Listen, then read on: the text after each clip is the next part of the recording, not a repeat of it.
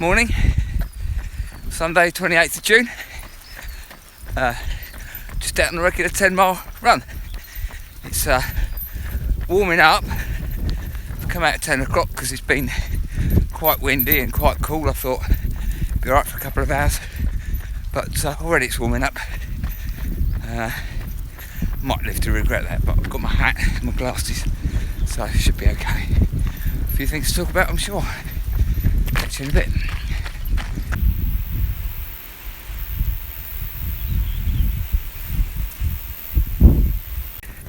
So what's been happening this week? Well, lots of things really. Work started to get quite busy. We had a few breakdowns with the hot weather. Plenty of action going on. Nice and busy. Laid down some bass tracks for Sammy Holland, who's writing her own stuff. She's on YouTube. Check her out.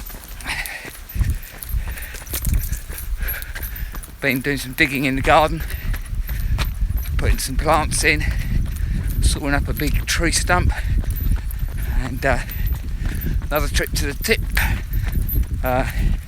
which was Saturday morning when it was raining, so a very short queue.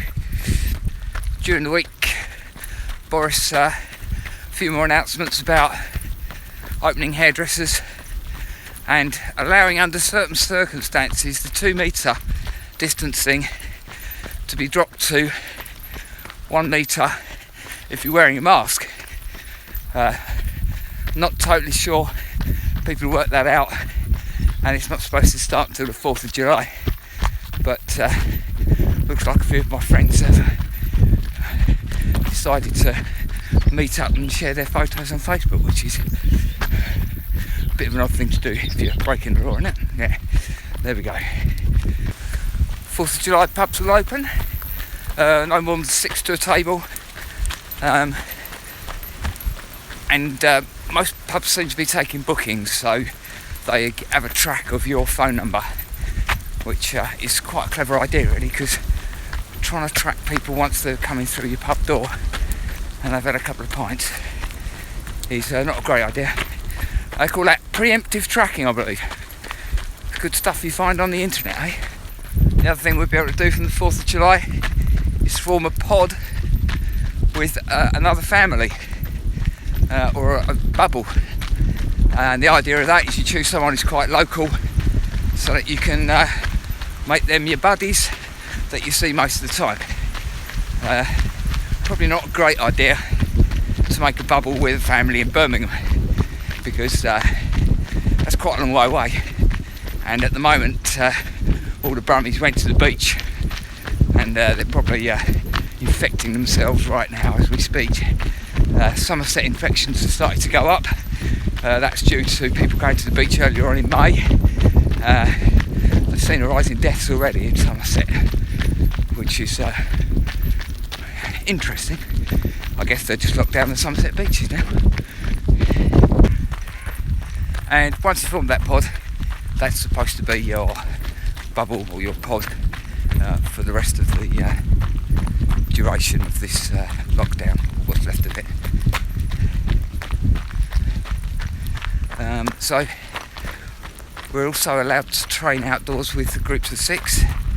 So on Tuesday night I led a group of 5 people, just doing some intervals, which is quite nice to lay down a bit of speed, see some people, a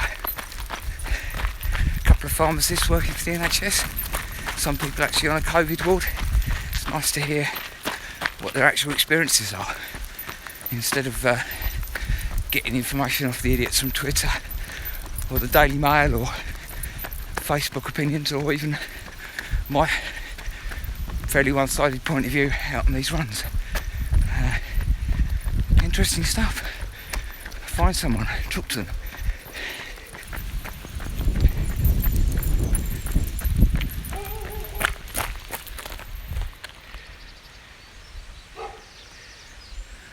I love this, there it is there. I can't do that because it's like a mirror image. Look. Been up here before with this rainbow flag. It looks really good in the wind. I'm quite enjoying that. Been up here for quite a few weeks. A few other rainbows around. It's nice that it's still being floated.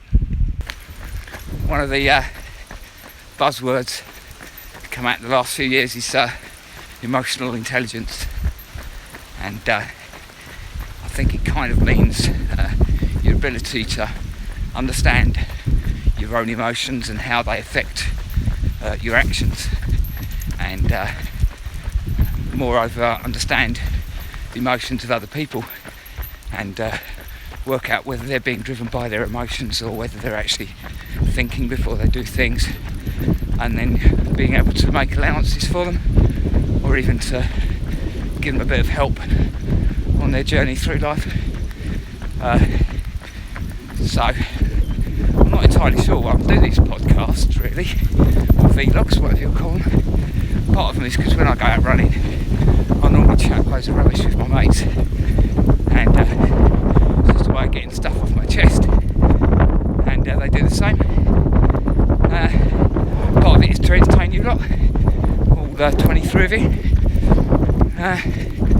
Sometimes it's to provoke a bit of discussion, and I know a few people have been watching these and said to me, "You can't say that, that's outrageous."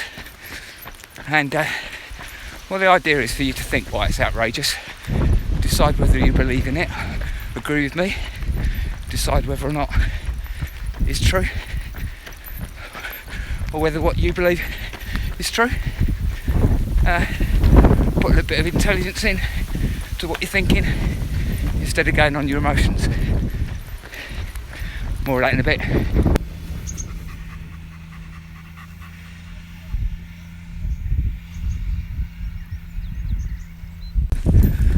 Oh, that was interesting.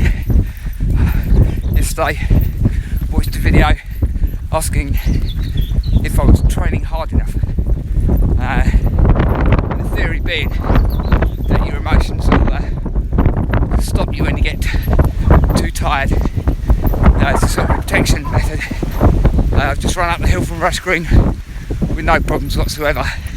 It's all a mental thing, overcoming your brain telling you you're feeling a bit tired, stop.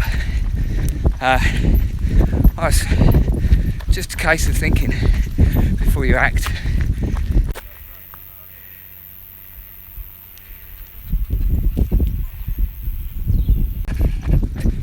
Wednesday was the hottest day of the year so far, about 32 degrees, had a few problems at work, got home and the dog was absolutely collapsed, so I got out the clippers, took the clipper guard off and shaved him within an inch of his life.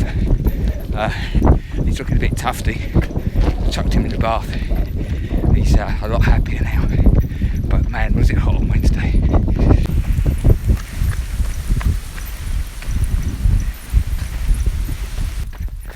And as I say, all the crazies left the town cities and went down to Bournemouth Beach. Now, obviously acting on emotional stimulus there, not really thinking through. I mean, you can call them stupid, but they reckon there was 500,000 people there. That's really concerning. If 500,000 people in this country are that stupid, I just think they just weren't thinking straight. Who knows?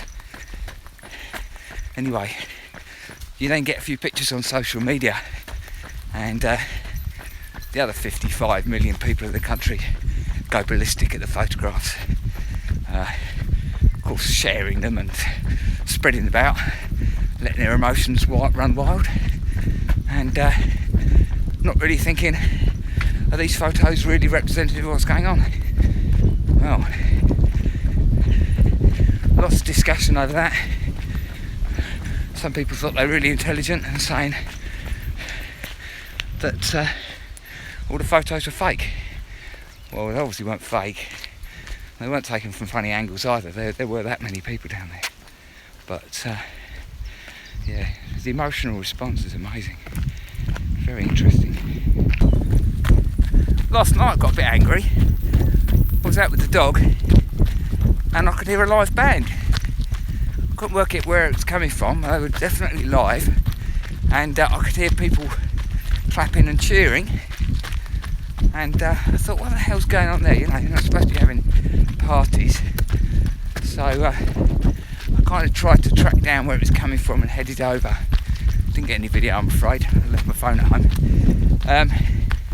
And as I was getting closer, I was thinking, wow, that band's really quite tight, quite very professional. A bit plasticky though, you know, a bit too professional.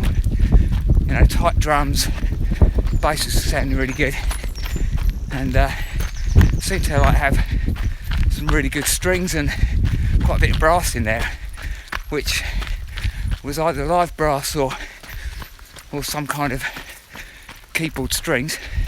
Sounded really good, but the singing was atrocious, and I was starting to think, how comes a band that good has got singers that bad?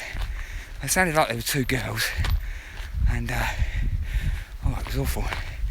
And then they finished their number. There was a lot of clapping and cheering. They did a bit of chat, and then they played again. The band started up again. Sounded slightly different, but same singers. And finished their song. It was a load of crowd cheering again. No, crowd cheering again. But the cheers sounded exactly the same.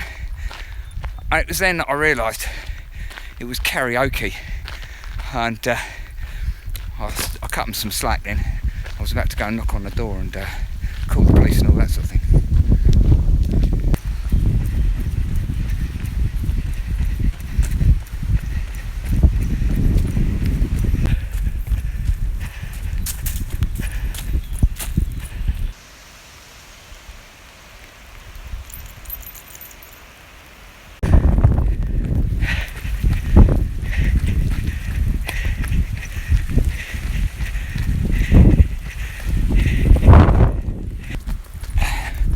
Awesome. First bit of rain for a few weeks. Got myself a new hat. UVB proof, shower proof, got some vents in the top.